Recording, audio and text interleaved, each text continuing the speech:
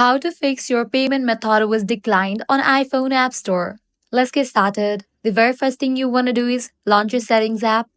Then scroll down and navigate to the option General. Now scroll down, you're gonna find the option Transfer or Reset iPhone. Click on it. Now click on the option Reset. Now head over to the option Reset Network Settings. Click on it and go through the process. Once you reset your network settings, you'll be good to go. Your problem might be fixed. Next thing you want to do is head back, click on your Apple ID. Now navigate to the option Media and Purchases. Click on the option View Account.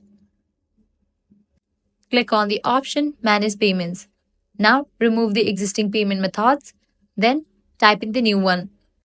Once you fill out this, click on Done. With these, your problem might be fixed. If still you are getting the issue, you'll need to head back. Click on the option Sign Out. Wait for a few minutes and again sign in back to your Apple ID and then try to add payment method. With these solution, you'll be good to go. Your problem will be fixed. If this guide helped you out, don't forget to like, share and subscribe to our channel. Thanks for watching.